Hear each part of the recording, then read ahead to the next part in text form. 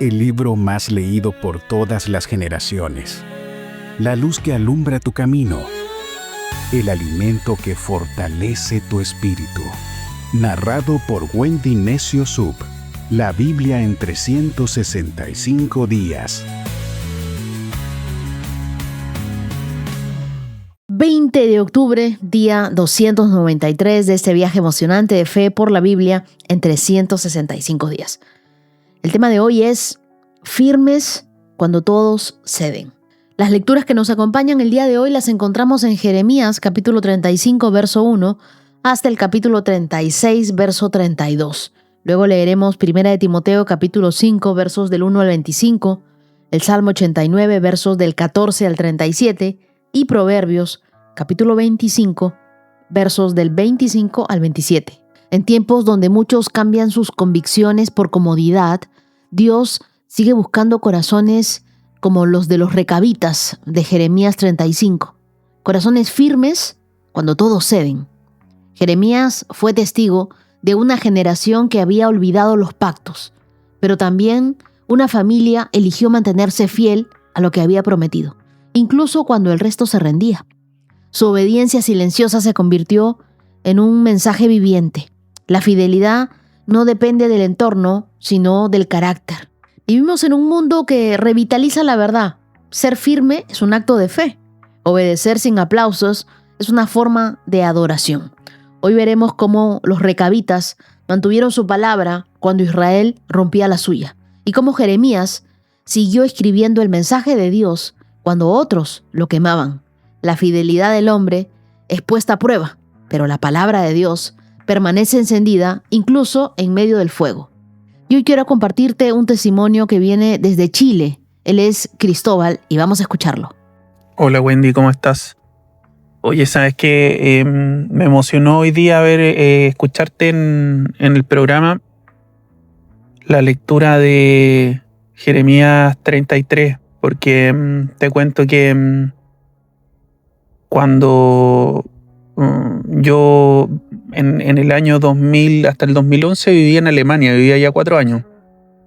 Y en Alemania conocí a mi esposa.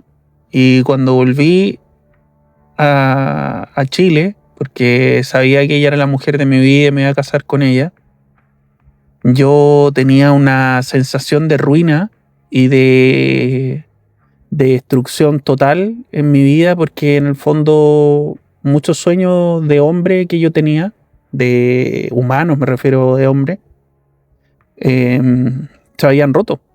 Sin embargo, están los sueños de Dios, porque son mucho más grandes que los de cualquier hombre. Entonces te quiero entregar como testimonio que Él me entregó cuando yo llegué a Chile, lleno de dudas, lleno de dificultades, lleno de tribulación. Él me entregó esa, Jeremías 33:3, desde el 3 hasta como el 20 más o menos. Y me llega tanto porque en ese tiempo sentí que, claro, yo era como Israel. Él me había llamado tantas veces y yo no había escuchado, y tuvo que venir la destrucción de mi yo, de mi propio yo, para que Él pudiera edificar nuevamente. Y en esa edificación nueva iba a venir gozo, prosperidad, bendición. Y sabes que cuando me lo leyó mi esposa, que en ese tiempo estábamos de novio, me dijo: esta palabra va a ser para tus próximos años de vida.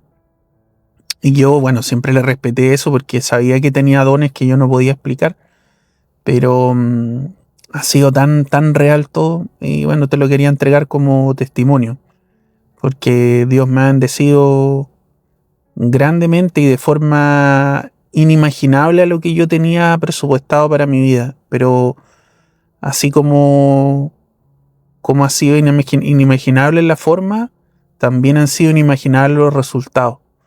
O sea, la forma en que Dios me ha bendecido es una forma que yo jamás me imaginé en mi vida. Así que te lo quería compartir y te quería agradecer tu esfuerzo y la bendición que ha sido para todos nosotros quienes te escuchamos. Un abrazo grandote para ti. Te queremos mucho, Wendy. Cristóbal, muchas gracias por compartir este testimonio tan hermoso. Gracias por abrir tu corazón, por compartir cómo la palabra de Dios, y precisamente Jeremías 33, fue parte de este proceso donde Dios derribó lo viejo para edificar lo nuevo, algo completamente nuevo en ti. Es impresionante ver cómo en medio de la ruina el Señor sigue cumpliendo sus promesas, mostrando que sus sueños para nosotros son más grandes que los nuestros. Tu historia, Cristóbal, me confirma una vez más que cuando Dios permite que algo se caiga, no es para destruirnos, sino para reconstruirnos con propósito. La fidelidad que tú describes refleja exactamente el mensaje de este pasaje. Dios restaura, Dios sana, Dios levanta. Donde antes hubo dolor, ahora queda una marca de que Dios siempre cumple lo que promete. Te tengo a ti, a Casia y a Andrés en mis oraciones. Los bendigo con todo mi corazón. Y ahora sí les pido a todos que me acompañen en una oración. Señor, enséñanos a ser firmes cuando todos ceden, a no doblarnos ante la presión del mundo, ni tampoco a negociar nuestras convicciones por comodidad. Haznos fieles en lo secreto, constantes en la prueba, obedientes cuando nadie más lo es. Que tu palabra siga encendida en nosotros. Aun cuando otros intenten apagarla, que nosotros permanezcamos constantes en ti. Dios, danos la fortaleza que necesitamos para no menguar. Pon de tu paz en nuestros corazones. Sana nuestras vidas. Si hay alguien enfermo, yo te pido, sánalo en esta hora. Que así como de real escucha mi voz, así también, Espíritu Santo, tú te presentes delante de ellos y que ellos sientan que tú los sanas y los consuelas por completo. Te lo pido, Dios, en el nombre de Jesús. Amén. Y ahora sí, te pido que te abroches los cinturones, que le pidas al Espíritu Santo que te hable. Toma tu Biblia, tu lapicero, tu cuaderno. Que se destapen tus oídos espirituales, porque hoy Dios quiere hablarte. Comenzamos. Jeremías capítulo 35. Ese es el mensaje que el Señor le dio a Jeremías cuando Joacim, hijo de Josías, era rey de Judá. Ve al asentamiento donde habitan las familias de los recabitas e invítalos al templo del Señor. Llévalos a una de las habitaciones interiores y ofréceles algo de vino. Así que fui a ver a Hazanías, hijo de Jeremías, nieto de Abasinías, y a todos sus hermanos e hijos, que representaban a todas las familias de los recabitas. Los llevé al templo y fuimos a la habitación asignada a los hijos de Hanán, hijo de Glías, hombre de Dios. Esta habitación se encontraba junto a la que usaban los funcionarios del templo, encima de la habitación de Maaseías, hijo de Salum, el portero del templo.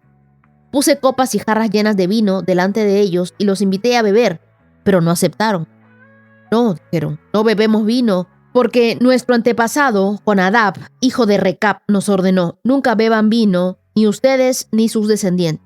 Tampoco edifiquen casas, ni planten cultivos, ni viñedos, sino siempre vivan en carpa. Si ustedes obedecen estos mandatos, vivirán largas y buenas vidas en la tierra. Así que le hemos obedecido en todas estas cosas. Nunca hemos bebido vino hasta el día de hoy, ni tampoco nuestras esposas, ni nuestros hijos, ni nuestras hijas. No hemos construido casas, ni hemos sido dueños de viñedos o granjas, ni sembramos campo. Hemos vivido en carpas y hemos obedecido por completo a los mandamientos de Jonadab, nuestro antepasado. Sin embargo, cuando el rey Nabucodonosor de Babilonia atacó este país, tuvimos miedo del ejército de Babilonia y del ejército de Adrán. Así que decidimos mudarnos a Jerusalén. Por esta razón estamos aquí. Entonces el Señor le dio a Jeremías el siguiente mensaje. Esto dice el Señor de los ejércitos celestiales, Dios de Israel, ve y dile al pueblo de Judá y de Jerusalén, vengan y aprendan esta lección de cómo obedecerme. Los recabitas no beben vino hasta el día de hoy, porque su antepasado Jonadab les dijo que no. Pero yo les hablé a ustedes una y otra vez y se negaron a obedecerme. Vez tras vez les envié profetas que decían apártense de su conducta perversa y comiencen a hacer lo que es correcto.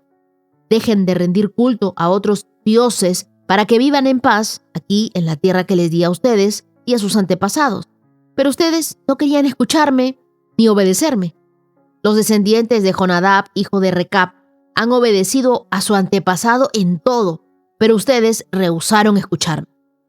Por lo tanto, esto dice el Señor, Dios de los ejércitos celestiales, Dios de Israel, dado de que ustedes se niegan a escuchar o a responder cuando llamo, enviaré sobre Judá y Jerusalén todos los desastres con los que los amenacé. Entonces Jeremías se dirigió a los recabitas y les dijo: esto dice el Señor de los ejércitos celestiales, Dios de Israel. Ustedes han obedecido a su antepasado Jonadab en todos los aspectos y han seguido sus instrucciones. Por lo tanto, esto dice el Señor de los ejércitos celestiales, Dios de Israel: Jonadab, hijo de Recab, siempre tendrá descendientes que me sirvan. Jeremías capítulo 36. El Señor le dio a Jeremías el siguiente mensaje en el 4º año del reinado de Joacim, hijo de Josías, en Judá. Toma un rollo y anota todos mis mensajes contra Israel, Judá y las demás naciones. Comienza con el primer mensaje allá por los tiempos de Josías y escribe todos los mensajes hasta llegar al tiempo presente. Quizá los habitantes de Judá se arrepientan cuando vuelvan a escuchar todas las cosas terribles que tengo pensadas para ellos. Entonces perdonaré sus pecados y maldades. Así que Jeremías mandó a llamar a Baruc, hijo de Neherías. Y mientras Jeremías le dictaba todas las profecías que el Señor le había dado, Baruc las escribía en un rollo. Entonces Jeremías le dijo a Baruc: estoy preso aquí y no puedo ir al templo, así que en el próximo día de ayuno ve al templo y lee los mensajes de parte del Señor que te he hecho escribir en este rollo. Léelos para que la gente de todo Judá que esté presente los escuche. Quizás se aparten de sus malos caminos y antes de que sea demasiado tarde le pidan al Señor que los perdone, pues el Señor los ha amenazado con su terrible enojo. Baruc hizo lo que Jeremías le dijo y leyó al pueblo los mensajes del Señor en el templo. Lo hizo en un día de ayuno sagrado, celebrando a fines del otoño, durante el 5º año del reinado de Joacim, hijo de Josías. Gente de toda Judá había venido a Jerusalén ese día para asistir a los servicios en el templo. Baruc leyó al pueblo las palabras de Jeremías escritas en el rollo. En el templo se paró frente a la habitación de Gemarías, hijo de Safán, el secretario. Esa habitación estaba junto al atrio superior del templo, cerca de la entrada de la puerta nueva. Cuando Micaías, hijo de Gemarías y nieto de Safán, oyó los mensajes de parte del Señor, fue a la sala del secretario en el palacio, donde estaban reunidos los funcionarios administrativos. Allí estaba el secretario Elisama, junto con Delaya, hijo de Semaías, Elnatán, hijo de Acbor, Gemarías, hijo de Safán, Sedequías, hijo de Ananías, y todos los demás funcionarios. Cuando Micaías les contó acerca de los mensajes que Baruc leía al pueblo, los funcionarios enviaron a Jehudi, hijo de Natanías, nieto de Selemías y bisnieto de Cusi, para pedirle a Baruc que también viniera a leerles los mensajes. Entonces Baruc tomó el rollo y se dirigió a ellos. Los funcionarios dijeron: siéntate y léenos el rollo. Entonces Baruc hizo lo que le pidieron. Cuando oyeron los mensajes, se miraron unos a otros asustados. Tenemos que contarle al rey que hemos oído. Le dijeron a Baruc: pero primero, dinos cómo obtuviste estos mensajes. ¿Provienen directamente de Jeremías? Así que Baruc explicó: Jeremías me los dictó y yo los escribí con tinta, palabra por palabra, en este rollo. Tanto tú como Jeremías deberían esconderse, le dijeron los funcionarios a Baruc. No le digan a nadie dónde están. Entonces, los funcionarios dejaron el rollo a salvo en la habitación de Elisama, el secretario, y le fueron a decir al rey lo que había acontecido. Luego, el rey envió a Jehudi a buscar el rollo, y Jehudi lo sacó de la habitación de Elisama y lo leyó al rey con los funcionarios presentes. Era avanzado el otoño, así que el rey estaba en el cuarto del palacio, acondicionado para el invierno, sentado junto a un brasero para calentarse. Cada vez que Jehudi terminaba de leer 3 o 4 columnas, el rey tomaba un cuchillo y cortaba una sección del rollo. Luego lo lanzaba al fuego, sección por sección, hasta que quemó todo el rollo. Ni el rey ni sus asistentes mostraron ninguna señal de temor o arrepentimiento ante lo que habían oído. Aun cuando Elnatán, Delaya y Gemarías le suplicaron al rey que no quemara el rollo, él no les hizo caso. Entonces el rey mandó a su hijo Jerameel de Seraías, hijo de Asriel, y a Selemías, hijo de Abdel, para que arrestaran a Baruc y a Jeremías, pero el Señor los había escondido. Después de que el rey quemó el rollo en el que Baruc había escrito las palabras de Jeremías, el Señor le dio a Jeremías otro mensaje. Le dijo: toma otro rollo y escribe de nuevo todo tal como lo hiciste en el rollo que quemó el rey Joacim. Luego dile al rey: esto dice el Señor, tú quemaste el rollo porque allí dice que el rey de Babilonia destruirá esta tierra y la dejaría vacía de gente y de animal. Ahora esto dice el Señor acerca del rey Joacim de Judá. El rey no tendrá herederos que se sienten en el trono de David.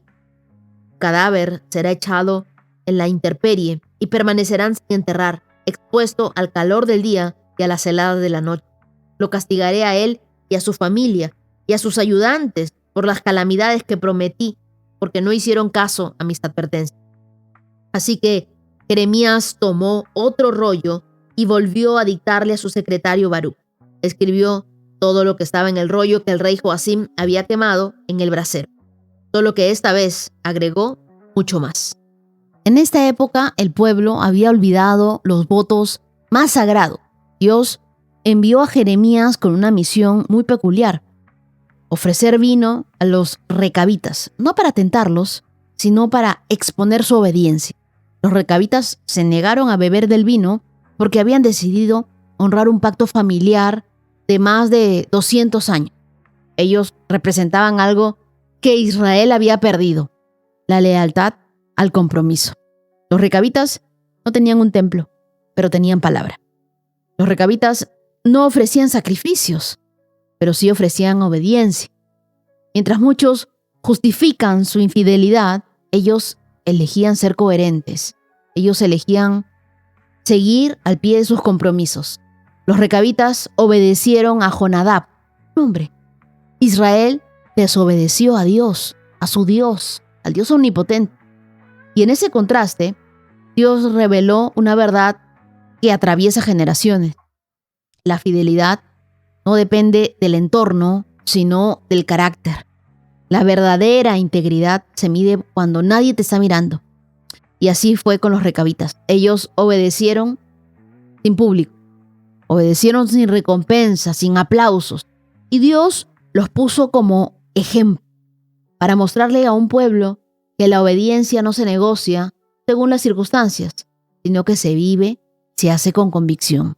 En tiempos donde muchos cambian su fe por conveniencia, Dios sigue buscando corazones recabitas, hombres y mujeres que permanezcan firmes aun cuando todo el mundo ceda.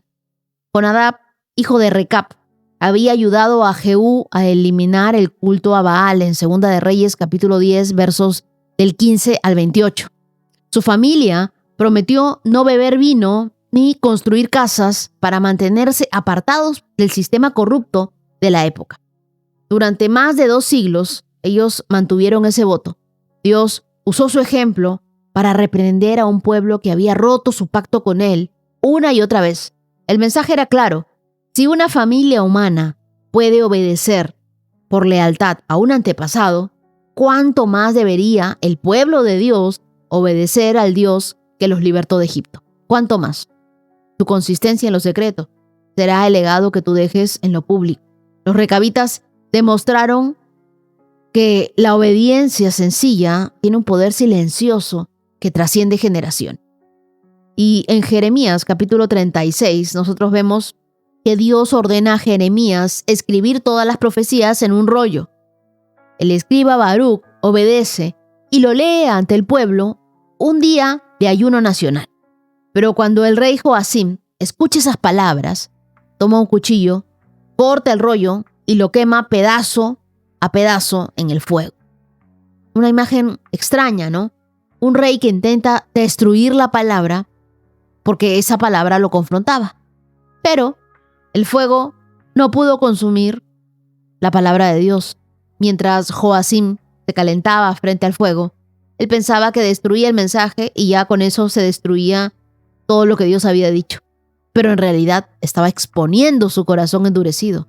3 consejeros valientes, el Natán, Delaías y Gemarías, intentaron detenerlo, pero el rey los ignoró. Dios levantó a Jeremías para reescribir todo lo que había sido quemado. Porque cuando los hombres destruyen lo que Dios dice, eso no silencia a Dios. Dios vuelve a hablar. Nada que venga del aliento de Dios puede ser apagado por algún impulso de algún hombre. Así como el fuego no pudo consumir las promesas de Jeremías, tampoco las pruebas pueden apagar lo que Dios te habla. Tú puedes perder el rollo, puedes perder tu Biblia, pero no vas a perder la revelación que Dios te ha dado. Tú puedes sentir que todo se quema, pero Dios siempre vuelve a dictar lo que se ha perdido. ¿Qué es lo que nosotros debemos aprender de estos 2 capítulos de Jeremías? Lo primero, a tratar de ser esos recabitas en una generación cambiante. No sigas la corriente de la moda espiritual ni cambies tus convicciones por comodidad. La fidelidad tiene más peso que la aprobación. Defiende la palabra, aunque pocos la escuchen. Vivimos en un mundo donde muchos queman verdades incómodas, donde a la gente no les gusta que se les confronte con su pecado, ni que se les diga que lo que están haciendo está mal. Entonces son verdades incómodas. Pero tú y yo podemos ser de los que reescriben y proclaman la palabra de Dios. No temas cuando otros rechacen el mensaje, porque va a haber gente a la que no le va a gustar el mensaje. La palabra no depende de la aceptación humana. Aunque haya gente que trate de apagar la palabra de Dios, de que tú no vuelvas a escuchar un devocional, de que tú no tengas tu tiempo sentada o sentado leyendo la Biblia, aunque traten de apagarte, Él volverá a encender tu corazón. Sentirás un fuego que arde dentro de tus huesos, como decía Jeremías, que es algo que no puedes contener. Aprende a permanecer cuando nadie te aplaude. El Dios que vio a los recabitas obedecer en el secreto es ese mismo Dios que recompensará tu constancia. Mientras Joacim quemaba la palabra, Jeremías la escribía otra vez. Y mientras muchos hoy rechazan lo que Dios dice, Él sigue levantando voces que proclaman su palabra. Porque la palabra de Dios permanece y permanece para siempre. Cuando tú no entiendas lo que Dios hace, confía en lo que Él ya te dijo. Tal vez tú estés viviendo algo que parece injusto o que hayas perdido algo valioso, pero Dios aún dicta nuevas páginas en tu historia. No te detengas frente al fuego. Espera a la nueva instrucción de parte de Dios. Ora conmigo hoy y dile: Señor, enséñanos a ser fieles como los recabitas, constantes aun cuando otros olvidan tu pacto. Danos corazones que honren tu palabra, aunque el mundo la rechace, Dios, que nosotros la amemos. Que tu voz sea más fuerte que cualquier fuego y que nuestras vidas sean testimonio vivo de obediencia, compromiso y perseverancia. Oramos en el nombre de Jesús. Amén. Primera de Timoteo, capítulo 5. Nunca le hables con aspereza a un hombre mayor, sino llámale la atención con respeto, como lo harías con tu propio padre. Dirígete a los jóvenes como si les hablaras a tus propios hermanos. Trata a las mujeres mayores como lo harías con tu madre, y trata a las jóvenes como a tus propias hermanas con toda pureza. Atiende a toda viuda que no tenga a nadie quien la cuide. Pero si ella tiene hijos o nietos, la primera responsabilidad de ellos es poner en práctica la sumisión a Dios en su hogar y retribuir a sus padres al cuidarlos. Esto es algo que le agrada al Señor. Ahora bien, una verdadera viuda, una mujer que realmente está sola en este mundo, es aquella que ha puesto su esperanza en Dios. Día y noche ora a Dios pidiéndole su ayuda. Pero la viuda que solamente vive para el placer está espiritualmente muerta en vida.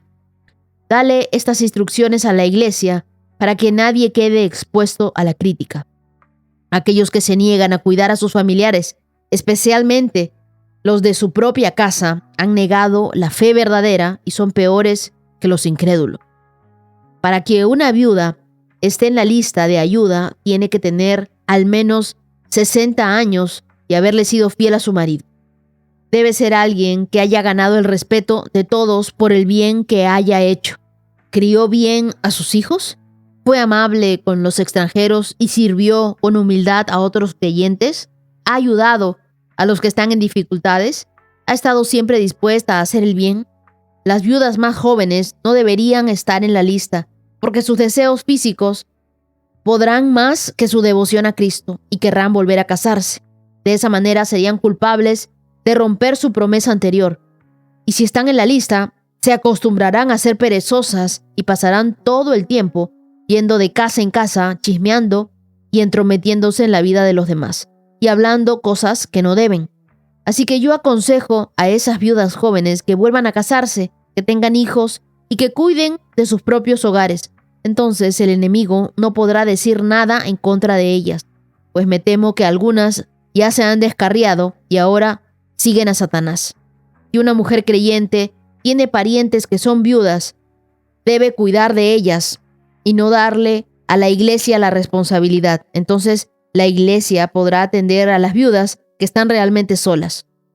Los ancianos que cumplen bien su función deberían ser respetados y bien remunerados, en particular los que trabajan con esmero, tanto en la predicación como en la enseñanza. Pues la Escritura dice, no le pongas bozal al buey para impedirle que coma mientras trilla el grano. Dice también, los que trabajan merecen recibir su salario. No escuches ninguna acusación contra un anciano, a menos que haya 2 o 3 testigos que la confirmen. Los que están en pecado deberían ser reprendidos delante de toda la congregación, lo cual servirá de firme advertencia para los demás. Te ordeno solemnemente en presencia de Dios y de Cristo Jesús, de los ángeles altísimos, que obedezcas estas instrucciones sin tomar partido ni mostrar favoritismo por nadie. Nunca te apresures cuando tengas que nombrar a un líder de la iglesia. No participes en los pecados de los demás. Mantente puro. No bebas agua solamente. Deberías tomar un poco de vino por el bien de tu estómago, ya que te enfermas muy seguido. Recuerda que los pecados de algunos individuos son evidentes y los llevan a un juicio inevitable, pero los pecados de otros se revelan después. De la misma manera, las buenas acciones de algunos son evidentes y las buenas acciones que se hacen en secreto algún día saldrán a la luz.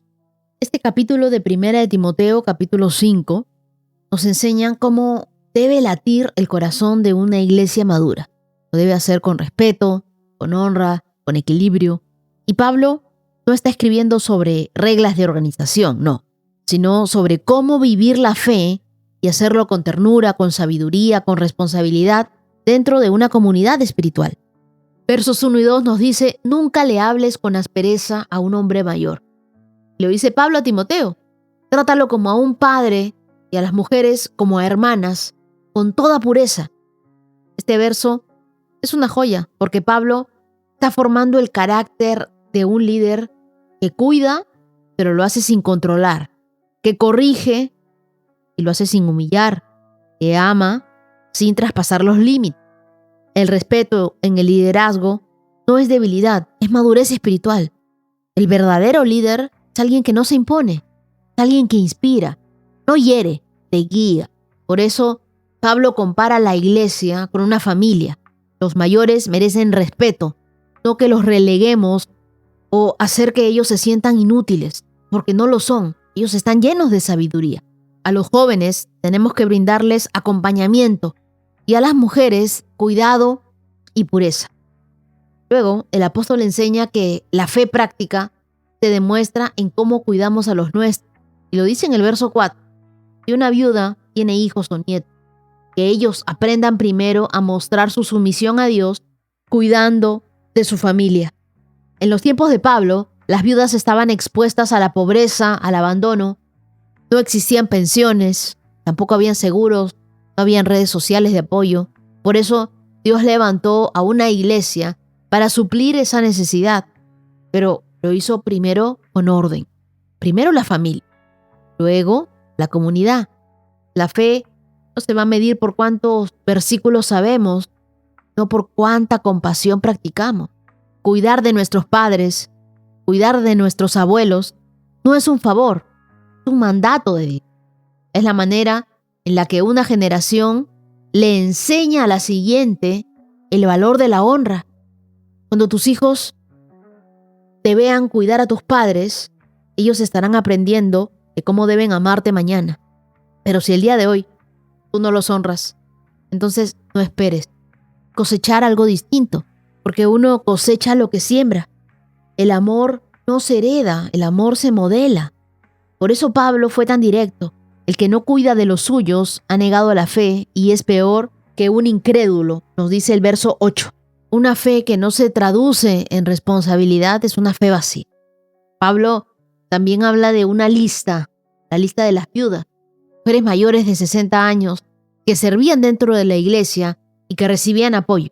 Ellas habían sido fieles a sus esposos, habían criado hijos con amor, habían ayudado a los necesitados y ahora estaban viviendo en integridad. Estas mujeres eran ejemplos de devoción práctica. Estas mujeres no solo recibían ayuda, sino también la daban. Ellas oraban, enseñaban, aconsejaban y sostenían espiritualmente a la comunidad. Yo creo que el servicio más poderoso muchas veces viene de las manos que el mundo ya no mira. Por otro lado, Pablo exhorta a las viudas jóvenes a rehacer su vida, a formar una familia, a mantenerse activas.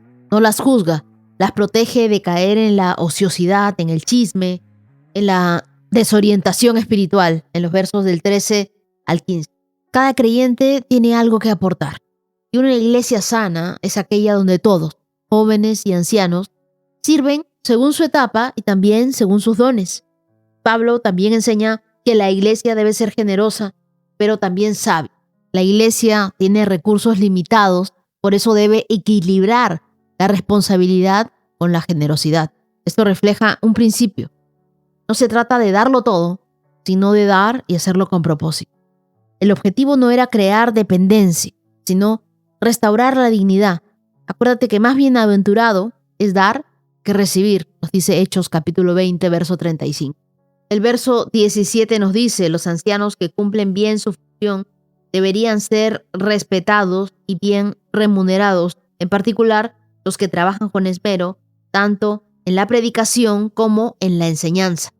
Y este verso rescata un principio que a veces se nos olvida: honrar a quien nos alimenta espiritualmente. Así como los recabitas fueron fieles a su voto, los creyentes deben ser fieles y hacerlo con gratitud hacia sus líderes.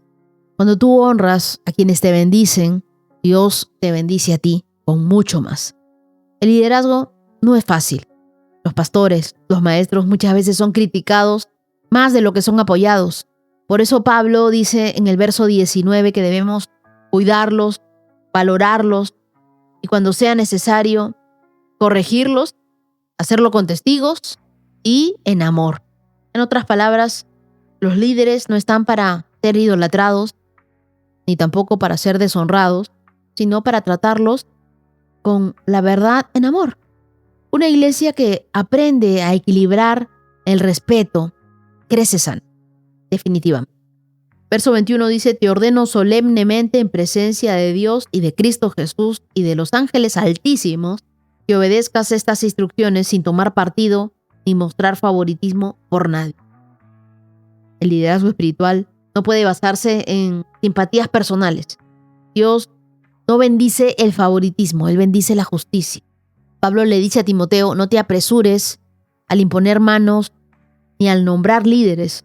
Toma tiempo para discernir, porque los frutos verdaderos se revelan con el tiempo. Eso lo vemos en los versos del 22 al 25. En otras palabras, no todos los que se ven listos están preparados, y no todos los que parecen callados están vacíos. El tiempo y la fidelidad revelan lo que el corazón no oculta. Y por último, el verso 23, Pablo le dice a Timoteo, no bebas agua solamente, deberías tomar un poco de vino por el bien de tu estómago, ya que te enfermas muy seguido. En medio de todo, Pablo le dice algo muy humano a Timoteo. Dios no estaba separando lo espiritual de lo físico. Timoteo era un líder comprometido, pero frágil en su salud. Y Pablo le recuerda que tiene que cuidar del templo de Dios, de su cuerpo. Le dice, porque eso también es obediencia espiritual. Si tú descuidas tu cuerpo, estás debilitando la herramienta que Dios usa para tocar vidas. El equilibrio que Pablo enseña aquí es hermoso. Cuidar tu alma, pero también tu salud. Orar por todos, pero también descansa. Sirve con pasión, pero sin quemarte. Trata a todos como familia, con respeto, con pureza, con empatía. Honra a tus padres, cuida de los tuyos, porque la fe se demuestra primero en casa. Ahí sé un gran líder, en tu casa, que te reconozcan tus hijos. Sé generoso, pero hazlo con propósito. Ayuda, pero también enseña responsabilidad. Sostén, honra a tus líderes espirituales, aplica justicia sin favoritismo. Cuida tu salud física, también emocional. Y recuerda que el tiempo revela todo, tanto el pecado oculto como el bien hecho en silencio. Ora conmigo y dile: Señor, enséñanos a amar como familia, a honrar sin favoritismo, a servir con pureza. Que nuestra fe no se quede en palabras, sino que se vea en cómo cuidamos, cómo damos, cómo respetamos, cómo lideramos. Ayúdanos a equilibrar la compasión y hacerlo con sabiduría, la generosidad con responsabilidad, la gracia con verdad. Haznos una iglesia madura, unida, llena de amor. Oramos en el nombre de Jesús. Amén. Salmo 89, del 14 al 37. La rectitud y la justicia son el cimiento de tu trono. El amor inagotable y la verdad van como séquito delante de ti. Felices son los que oyen el alegre llamado a la adoración, porque caminarán a la luz de tu presencia, Señor. Todo el día se alegran de tu maravillosa fama, te regocijan por tu justicia. Tú eres la fuerza gloriosa de ellos. A ti te agrada hacernos fuertes. Así es, nuestra protección viene del Señor. Y Él, el Santo de Israel, nos ha dado nuestro Rey. Hace mucho tiempo hablaste a tu pueblo fiel en una visión. Dijiste: he levantado a un guerrero. Lo seleccioné de la gente común para que fuera rey. Encontré a mi siervo David, lo ungí con mi aceite santo. Con mi mano lo mantendré firme. Con mi brazo poderoso lo haré fuerte. Tus enemigos no lo vencerán, ni lo dominarán los malvados. Aplastaré a sus adversarios frente a él y destruiré a los que lo odian. Mi fidelidad y mi amor inagotable lo acompañarán, y con mi autoridad crecerá en poder. Extenderé su gobierno sobre el mar, su dominio sobre los ríos, y él clamará a mí: tú eres mi Padre, mi Dios y la roca de mi salvación. Lo convertiré en mi primer hijo varón, el rey más poderoso de la tierra. Lo amaré y le daré mi bondad para siempre. Mi pacto con él nunca tendrá fin. Me aseguraré de que tenga heredero. Su trono será interminable como los días del cielo. Pero si sus descendientes abandonan mis enseñanzas y dejan de obedecer mis ordenanzas, si desobedecen mis decretos y dejan de cumplir mis mandatos, entonces castigaré su pecado con vara y su desobediencia con azotes, pero jamás dejaré de amarlo, ni de cumplir la promesa que les hice. Por nada romperé mi pacto, no retiraré ni una sola palabra que he dicho. Le hice un juramento a David, y por mi santidad no puedo mentir. Su dinastía seguirá por siempre, su reino perdurará como el sol, será tan eterno como la luna, la cual es mi fiel testigo en el cielo. En estos versos del Salmo 89, Dios abre su corazón hacia David y nos muestra cómo Él obra con quienes Él elige. Los sostiene con su poder, les promete fidelidad eterna incluso cuando fallan. No se trata solo de la historia de un rey, sino del retrato de un Dios que nunca deja de cumplir lo que dice. Un Dios que es fiel a sus promesas incluso cuando nosotros tropezamos. Los versos del 21 al 24 nos dicen: con mi mano lo mantendré firme, con mi brazo poderoso lo haré fuerte. Sus enemigos no lo vencerán, ni lo dominarán los malvados. Aplastaré a sus adversarios frente a él y destruiré a los que lo odian. Mi fidelidad y mi amor inagotable lo acompañarán, y con mi autoridad crecerá en poder. Y aquí vemos que Dios no solo estuvo y escogió a David, Él lo sostuvo. El salmista nos revela que la verdadera fortaleza no nace del carácter humano, sino del respaldo de Dios. La frase "con mi mano lo mantendré firme" encierra una verdad eterna. La estabilidad de nuestra vida depende de quién nos sostiene, no de lo que nosotros logramos. Sin la ayuda de Dios, nosotros somos débiles, inútiles, incapaces de cumplir la más simple tarea espiritual. Pero cuando su espíritu nos llena, su poder fluye a través de nosotros y nuestros resultados superan a nuestras capacidades. Cuando tú sabes que dependes de Dios, Él te lleva a lugares que jamás podrías alcanzar con tus propias fuerzas. Y eso es lo que Dios hizo con David. Lo tomó del anonimato, de detrás de las ovejas.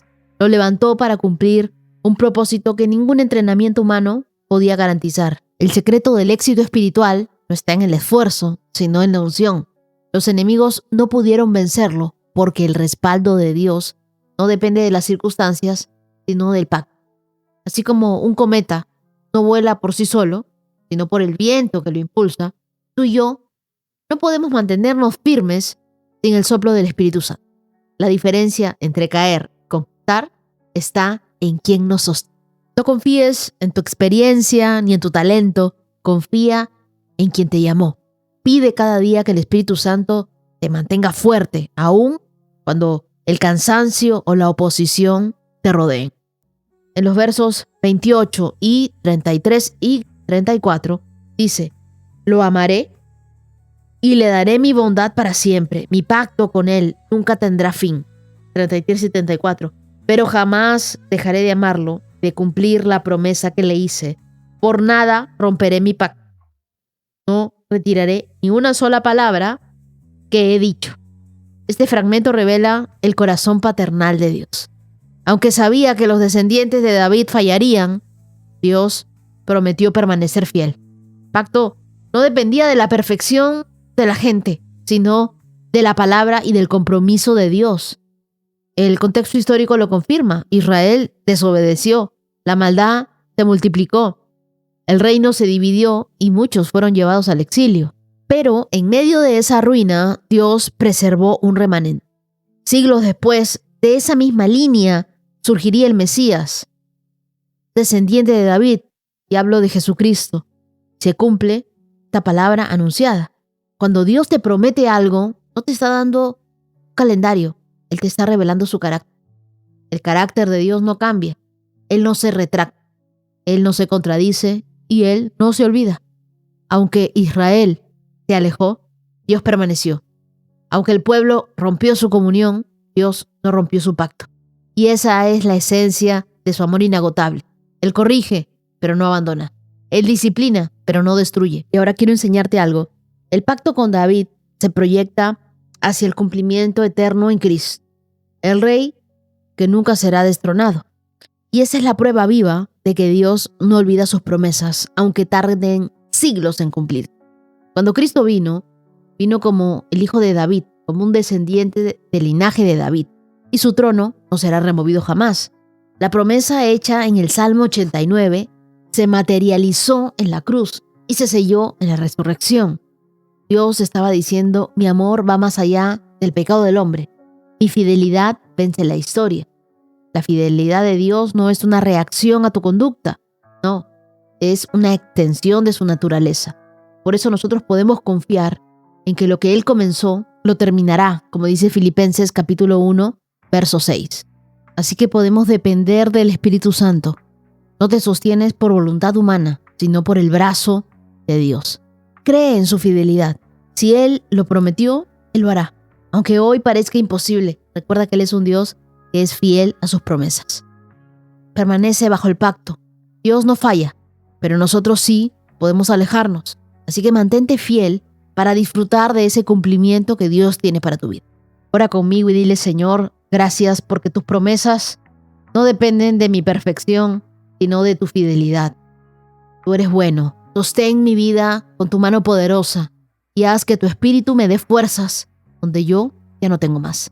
Enséñame a creer aun cuando no vea y a confiar aun cuando todo parezca roto, porque tú eres el Dios que no olvida. Eres un Dios que no miente y que cumple cada palabra que ha dicho. Oro en el nombre de Jesús. Amén. Proverbios 25, del 25 al 27. Las buenas noticias que llegan de lejos son como el agua fresca para el que tiene sed. Si el justo se doblega ante el perverso, es como contaminar una fuente o enturbiar un manantial. No es bueno comer mucha miel ni buscar honores para uno mismo. Estos proverbios parecen desconectados, pero en realidad tienen una secuencia espiritual. Hablan del alma que se refresca, de la fe que se contamina y del ego que se infla. Salomón está describiendo 3 estados del corazón humano: el que recibe aliento, el que se corrompe y el que se enaltece. Vamos con el 25. Las buenas noticias que llegan de lejos son como agua fresca para el que tiene sed. El proverbio compara una buena noticia con agua fría que revive al sediento. En el contexto del Antiguo Oriente, recibir noticias de un ser querido que estaba lejos, quizá en una batalla o en otra ciudad, era algo que traía alivio al corazón. Espiritualmente, eso nos recuerda que las palabras correctas en el momento preciso pueden traer vida donde hay sequía. Y Dios nos envía buenas noticias constantemente. ¿Dónde? A través de su palabra, en sus promesas. Todas son recordatorios de su fidelidad, pero muchas veces nosotros las pasamos por alto porque estamos demasiado enfocados en el desierto, en nuestro problema. No estamos mirando a nuestra fuente, a Dios. El alma tiene sed y no necesita más discursos. Necesita esa agua viva que solo Dios nos la puede dar. Cada vez que tú compartes una palabra de esperanza, estás dando agua fresca a alguien que ya no tiene fuerzas para seguir. A veces un mensaje, una llamada, un texto o un simple Dios sigue contigo puede ser la mejor noticia que levante a un corazón cansado. Cuando alguien atraviesa por una temporada difícil, una pérdida, un diagnóstico, una crisis emocional, no necesita explicaciones, necesita la presencia de Dios. Una palabra guiada por el Espíritu Santo puede ser ese vaso de agua que restaure el alma. Preguntémonos entonces, ¿nuestras palabras traen alivio o sequedad? Verso 26, si el justo se doblega ante el perverso, es como contaminar una fuente o enturbiar un manantial. Aquí Salomón cambia el tono.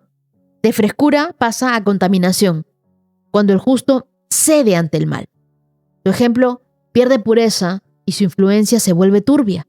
La imagen es fuerte. Una fuente contaminada deja de dar vida y empieza a enfermar. El proverbio no habla de perfección, sino de integridad. Significa que cuando un creyente se adapta a la corrupción del entorno, su testimonio pierde claridad. La pureza espiritual no consiste en ser impecable, sino en mantenerse fiel cuando todos los demás se doblan. Por ejemplo, un líder que calla ante la injusticia por miedo a perder aceptación.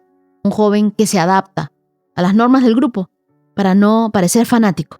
O un creyente que negocia sus convicciones por comodidad. En todos los casos, el manantial se enturbia. Pero cuando alguien se mantiene firme, aunque sea el único, su vida se convierte en una corriente limpia que refresca a los demás. El mundo necesita creyentes que no negocien su fe, sino que la vivan y lo hagan con firmeza, que lo hagan con compasión. Verso 27 nos dice, no es bueno comer mucha miel ni buscar honores para uno mismo. La miel, en Proverbios, representa lo dulce, lo placentero, lo legítimamente bueno. Pero incluso lo bueno, en exceso, puede volverse dañino. Salomón está hablando de la sobredosis del ego espiritual, cuando el corazón busca más reconocimientos, más aplausos que el mismo propósito en sí. Queridos, buscar honores para uno mismo es un peligro sutil que comienza sirviendo a Dios, pero termina sirviéndose de Él. La famosa trampa del aplauso. Y esto sucede cuando el ministerio deja de ser para Dios y deja de ser un altar para Dios. Se convierte en un escenario para ti. Dios nos está llamando a disfrutar de los frutos de nuestro trabajo, pero no alimentarnos de la admiración de los demás. El exceso de la miel empalaga. El exceso del ego te va a intoxicar. En redes sociales, muchos buscan validación en los me gusta, en los likes, más que en la aprobación de Dios. Pero un alma que depende del aplauso ajeno nunca estará satisfecha, porque siempre va a tener sed de más. El verdadero liderazgo no está en el reconocimiento, sino en la humildad. Así que sé portador de buenas noticias, sé una voz que refresca el alma de otros, pero mantén tu integridad. No te dobles ante la presión del mal. Al contrario, sé una fuente limpia. Evita la autoexaltación, el autoaplauso. No dejes que el ego te gobierne. Ora conmigo y dile, Señor, que mis palabras sean como agua fresca para los cansados, no como carga para los heridos. Enséñame a mantener mi fuente limpia, a no doblarme ante la presión del mal, a disfrutar de tus bendiciones sin buscar mi propia gloria. Toda la gloria es para ti, Señor. Yo prefiero esconderme detrás de ti, que mi vida refleje tu pureza, tu humildad, tu amor inagotable, Señor. Te lo pido en el nombre de Jesús. Amén. Día 293. Check. Y hoy quiero agradecer a los corazones generosos, a mi querido Manuel Pérez y a mi querida María Granados. Y quiero regalarles Hechos capítulo 1, verso 8, que dice: reciban poder cuando el Espíritu Santo descienda sobre ustedes y serán mis testigos y le hablarán a la gente acerca de mí en todas partes. Yo estoy orando para que ese poder de Dios se vea reflejado en ustedes, que sientan la presencia del Espíritu Santo. Estarán en mis oraciones.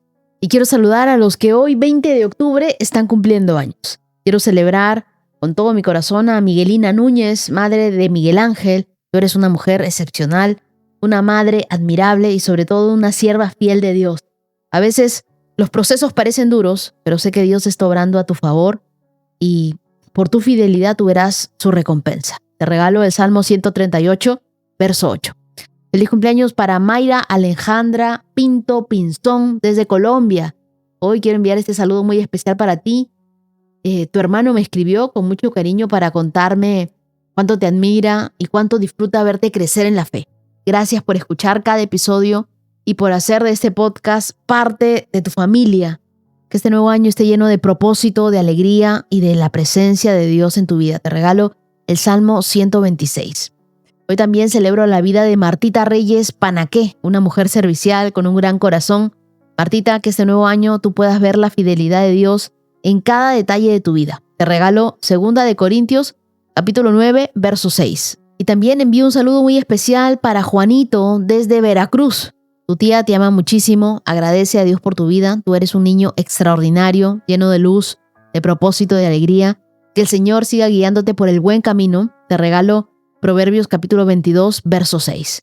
Feliz cumpleaños para mi querida Ana Luz Tejada Parra desde Huila, Pitalito. Que este nuevo año sea un recordatorio del amor inagotable de Dios. Él ha sido fiel contigo y seguirá guiándote con ternura, con propósito. Te regalo hoy Deuteronomio capítulo 31, verso 8 y recibe un abrazo grande de parte de Dalai Sier Guerrero, que te admira y ora para que Dios conceda cada uno de los deseos más íntimos de tu corazón. También envío un saludo para Samira, que hoy está cumpliendo 13 años. Qué bendición tan grande ver cómo Dios está escribiendo tu historia. Sé que este año será un año donde Dios obrará profundamente en tu corazón. Serás restaurada, guiada y llena de esperanza. Samira, Dios tiene planes preciosos para ti. Te regalo el Salmo 34, verso 18 y deseo que pases un lindo día. Hoy también envío un saludo hasta California para Ruth Quiñones Jaime. Que Dios te siga usando como canal de bendición, llenando tus días de propósito, de alegría. Te regalo el Salmo 73, verso 28. Hoy también envío un saludo muy especial hasta Andahuaylas para Jacqueline. Tu hija me envió este mensaje para decirme que aún en la distancia, aunque estén en distintas ciudades, las mantiene unidas el amor de Dios. Y Jacqueline, le pido a Dios que sea un tiempo de promesas cumplidas, de una fe renovada y del gozo de Dios para ti. Te regalo Jeremías capítulo 29, verso 11. Hoy también quiero felicitar con mucho cariño a Mirnita de parte de su mamá Adela. Hoy celebramos no solo un año más de vida, sino todo lo que Dios ha hecho en ti. Qué hermoso saber que tú eres una mujer temerosa de Dios, una princesa que refleja su amor en cada paso. Que este nuevo año esté lleno de su presencia y de nuevas victorias. Te regalo 2 de Samuel, capítulo 22, versos 2 y 3. Yo también quiero enviar un saludo de aniversario para Jessica Vallejos y Daniel Muñante. Hoy celebro junto a ustedes un año más de amor, de fidelidad, un matrimonio que refleja la gracia y el favor de Dios. Que cada día juntos sigan fortaleciéndose en Cristo y que su hogar sea un refugio de paz y de propósito. Les regalo Efesios capítulo 4, verso 2. Y hoy también quiero enviar un saludo para Paola Andrea Rey desde Colombia. Tú eres una mujer llena de fe, con un gran corazón, una veterinaria increíble que refleja el amor de Dios en cada vida que cuida. Paola, que este nuevo año te encuentres rodeada de ternura, del favor de Dios, de esas sonrisas peludas que te recuerden cuán grande es el propósito que Él ha puesto en ti. Tu pareja quiere que sepas y me pidió que te lo diga con todo el amor del mundo, que Él te ama profundamente y agradece a Dios por tu vida. Te regalo Números capítulo 6, versos del 24 al 25. También quiero enviar un saludo muy especial para Patricia Hernández desde Medellín, Colombia. Tu hermana, con mucho amor, me escribió para decirme que tú eres su regalo de Dios y que le da gracias a Dios, porque gracias a ti llegó a este reto y a mí me alegra mucho saber que comparten juntas este tiempo de leer la palabra de Dios, de caminar tomadas de la mano en la presencia del Señor. Patricia, que este nuevo año te encuentres fortalecida en la fe, rodeada de amor, con la certeza de que Dios sigue escribiendo nuevas páginas en tu historia. Te regalo Deuteronomio capítulo 6, verso 5. Hoy también quiero enviar un saludo muy especial para Daniela Pinilla en Bucaramanga. Tu amiga Samantha Martínez agradece a Dios por estos 15 años de amistad, por las risas compartidas y por todo lo que han aprendido juntas. Te regalo Proverbios capítulo 3, verso 5. Y hoy también quiero enviar un saludo muy especial para Samuel del Real desde Barranquilla, Colombia. Felices 18 años, Samuel. Que este nuevo año marque el inicio de grandes propósitos en tu vida y que sigas creciendo en sabiduría y en carácter. Te regalo 1 Timoteo capítulo 4, verso 12. Hoy también felicito a Héctor Barbosa, tu mamá Rebe Zavala y tu hermana Grecia, te aman muchísimo, agradecen a Dios por tu vida. Héctor, que el Señor te haga crecer en sabiduría, en fuerza. Te regalo el Salmo 138, verso 8. Hoy también envío un saludo muy grande hasta República Dominicana para Jonathan Ravelo. Qué alegría saber que tú confías en Jesús y que caminas firme en la fe. Que este nuevo año sea un tiempo de crecimiento, de gozo y de nuevas oportunidades. Te regalo Proverbios capítulo 16, verso 3. Y también quiero enviar un saludo muy especial para Santiago Arana. Que este nuevo año sea una oportunidad para seguir creciendo en la fe, en esa alegría, en esa sabiduría. Tu mamá, Damaris, te quiere mucho, agradece a Dios por tu vida y le pide a Dios que cada día tú recuerdes que Él tiene un propósito especial contigo y que caminar con Dios es la mejor aventura que tú puedes tener. Te regalo Jeremías capítulo 1, verso 5. Y también hoy envío un saludo muy especial para el hijo de Alejandra Chacón. Tú no sabes cuánto ora tu mami por ti. Yo oro para que este nuevo año esté lleno de propósito, de alegría y que tu fe se fortalezca cada día más. Te regalo Deuteronomio capítulo 1, verso 31. Hoy también quiero enviar un saludo especial para Ani. Ani, que Dios te llene de nuevas fuerzas, de propósito, de alegría. Que veas la fidelidad de Dios en cada paso que das. Quiero regalarte Apocalipsis capítulo 21, verso 5. Muchas gracias, querida comunidad, por acompañarme hasta aquí. Que Dios los bendiga. Nos vemos mañana con más de la palabra de Dios. Que tengan un hermoso día. Shalom, shalom. 365 con Dios, con Wendy Necio Sub.